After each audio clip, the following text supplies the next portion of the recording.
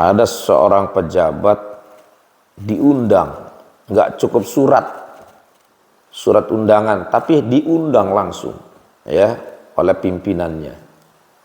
Ada apa ini? Oh, ternyata sesuatu yang penting. Nah, begitulah gambaran sholat itu saking pentingnya sampai Kanjeng Nabi diundang gitu loh ya. Ada apa? Yang pertama, sholat itu adalah ibadah yang full pengabdian kepada Allah.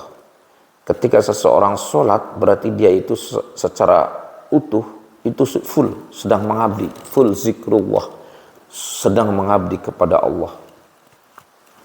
Karena di dalam sholat itu ada Allahu Akbar, Allahu Akbar, Allah Maha Besar. Kemudian di dalam sholat juga ada ruku, pengabdian yang full. Tidak boleh kita ruku sama selain Allah, hanya kepada Allah saja. Ruku, sujud itu hanya kepada Allah saja. Itu menunjukkan bahwa pengabdian secara full hanya kita kepada Allah saja. Ya, kepada makhluk hanya itu atas perintah Allah.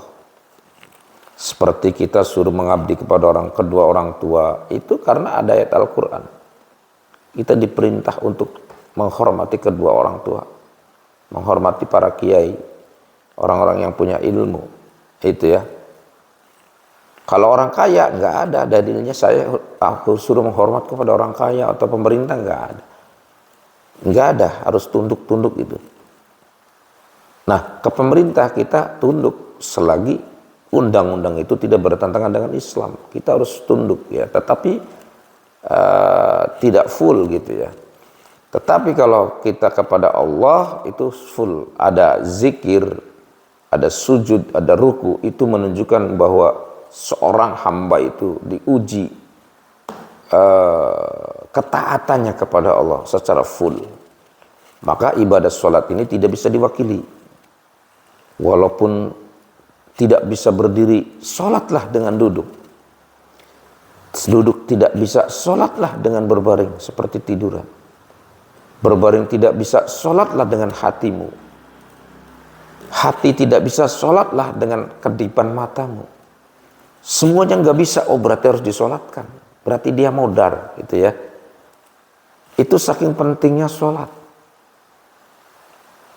Bahkan di dalam satu ayat Al-Quran dijelaskan, di situ ancaman berat bagi orang-orang yang tidak mau sholat.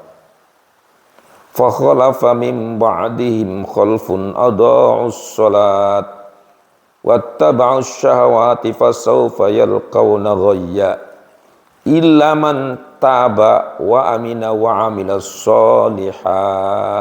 Itu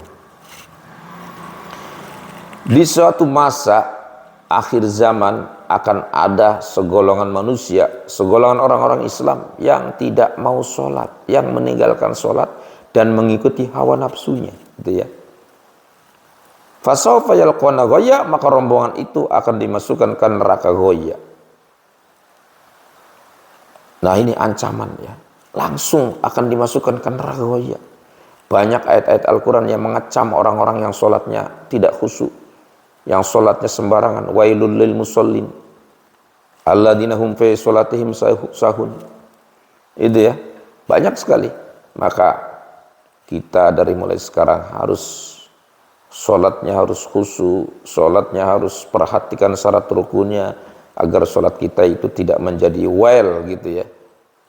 Orang yang meninggalkan sholat itu dosanya ngelebihi orang berzina.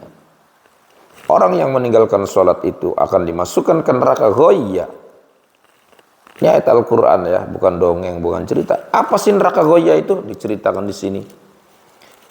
Neraka ghayya itu adalah tariqul jannah. Ghayya yalqa asaman. Waqila huwa wadin fi jahannam tasta'idu minhu audiyataha. Ghayya itu adalah sebuah jurang yang ada di neraka jahanam. Qa'ruhu sadidu kharrihi khabisun ta'muhu. Dan di dalam neraka ghayya itu terdapat ular yang berbisa, gitu ya. Ular yang berbisa.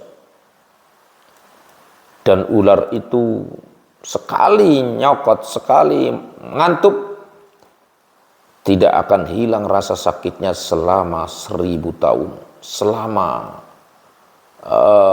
kulla yaumin alfa marrah, dan setiap hari akan diantup oleh goya, oleh ular itu selama 100 kali. Nauzubillah min dzalik, ya. Kalau kita bisa dibayangkan, misalnya kita masuk ke dalam jurang gua, di dalam